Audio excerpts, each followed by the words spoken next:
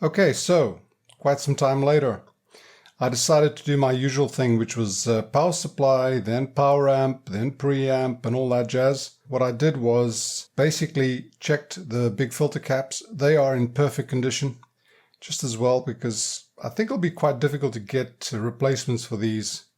This thing comes with a bracket that holds them in place, and if they're not the right size, I think the bracket's going to go all over the place. But I documented the removal very carefully, took quite a few photographs. It's not that difficult to remove. You just remove 4 screws from the back of the heatsink, and then there's a clip down there on the board, and it comes out. Obviously, that screw in the middle of the caps also holds it down. So the whole thing comes out, and you remove that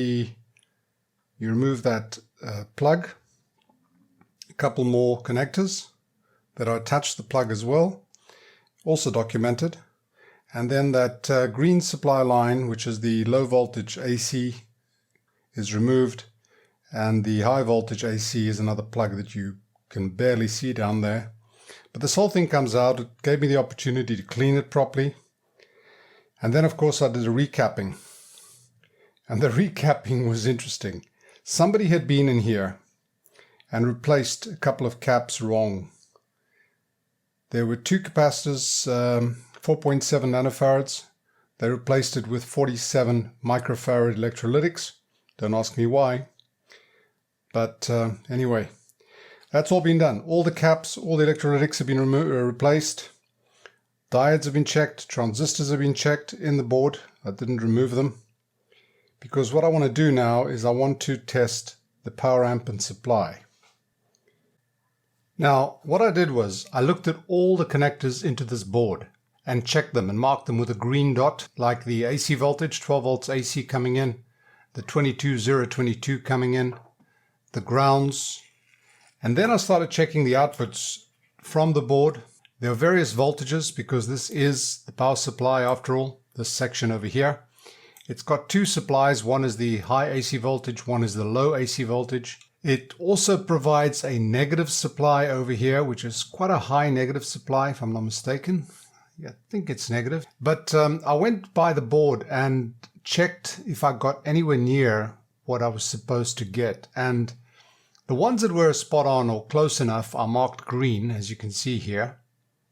And the ones that were, not quite there, are marked orange. Now, I'm not saying these things are wrong, because these are no load conditions. Some of these have absolutely no load. So it's not surprising that the voltages would be a little higher, and they are all a little bit higher. But I've got the basics of it. There are a couple of reference voltages here for the standby circuit. There's a 5 volt 50 hertz on here as well. Remote supply. Some of these were spot on, and I corrected that, or marked that. Then I went and looked at the power amp, and the power amp is this section over here for the 1 channel, and they've just done a marking here for the left channel. So your signal comes in at over here, pin 11 of that socket, reference to ground of course. Signal comes in, and there is a mute circuit that's being fed by the 741. This mute circuit, I believe, I know. This mute circuit allows this thing to switch on a few seconds or a little while after the amp is powered. I think it's just a delay circuit. So we don't need to worry about that. We'll see if that works. If it keeps it muted, we know there's something wrong with it. But then it just comes through, and it actually shows you here the signal path, how the signal path passes through to the output transistors, push-pull output transistors. And this is a positive and negative supply, positive and negative 30 volts. And then it goes out to the speakers. I just replaced the electrolytics, and this one over here, this is the one that put 47 microfarads on here. Some of these are non-polarized, like that one over there. So I replaced them with non-polarized caps. And I want to test this. I just want to test this. I don't know whether I need to go into any more of this. There's a fault switch over here. And this has got to do with the overcurrent on this resistor. Let's see that. This point here takes that voltage there. Now that is a voltage that's created by the current flowing through this transistor to there, through that resistor to the speaker.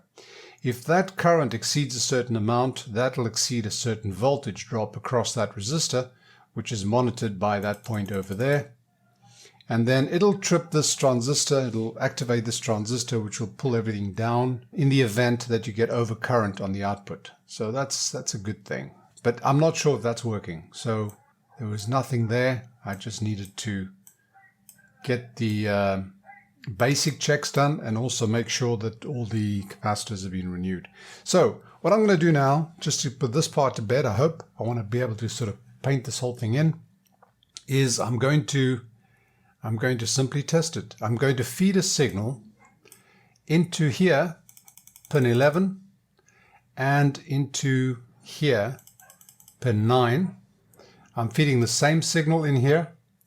I can actually short the inputs because there's a decoupling cap here. There's not a DC problem over there.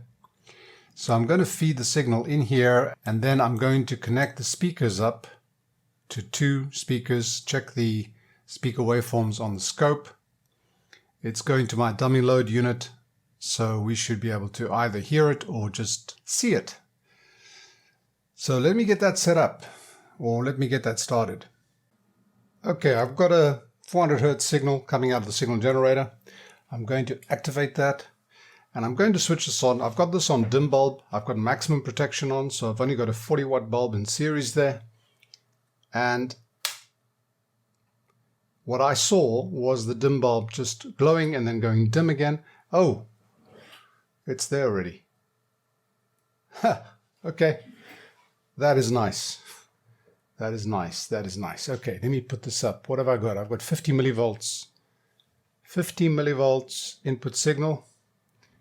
I'm putting it up to 100. That looks quite uniform. They look quite equal. And they look quite clean. Putting it up more. There's 200 millivolts. What the hell? Let's go to 300. Let me change the scale on here. Let's change it to 300 millivolts. Still nice and clean. 400. 600. Now that's still a pretty low signal. That's 2.7 volts RMS. 7. 800. That is 1 volt. And it looks bloody nice. Look at that. There's a slight difference in the amplitudes between the blue trace and the yellow trace. I'm not even sure which is left and right at this point. But it is very small, and that could just have to do with the bias condition. I've done no adjustments on bias current or DC offset.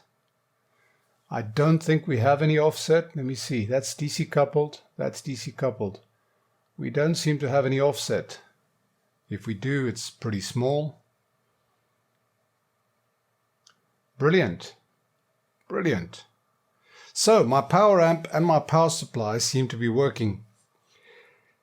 And as much as I've been reluctant to admit it, this thing looks like it might be able to be fixed. As I said when I started off, I wasn't sure, I'm still not sure, that this thing can be repaired because the brain is sitting over there, open head surgery. But I decided to just go by parts, almost more of an academic exercise than anything else, and see how far we can get this thing going. Try and simulate some of the microprocessor signals if I have to. Basically what you've got to do is provide the right ones and zeros, in other words the right 0 volts and 5 volt connections to simulate the microprocessor. But I'm not sure. So at least I know the power supply seems to be working and the power amp stage seems to be working. And the next thing I need to do now is go back into the tone board. There's a tone board. I have to follow the schematics, But there is a tone board where you adjust, where you have all the tone controls. That is somewhere over there. I'm not even sure where it is, but I will certainly look into that and see if we can't take this one step further. And when we finally get to the brain, we'll see whether it's worth replacing or not. I do know that the microprocessor is actually available. I found a supplier in the UK that sells programmed microprocessors, CPUs. I would actually have preferred the entire board, but I haven't found that. But I do know that they sell the CPUs. They call it new old stock, unused. So if it is just the microprocessor, then perhaps we can replace it. I'm sort of reluctant to accept that it is the microprocessor, because usually those things don't go. It's usually the surrounding circuitry that has something wrong with it. But again, we shall see. And what it takes is following the signals, see what signals you expect and what you're actually getting. And hopefully we can get there. Right. Nice.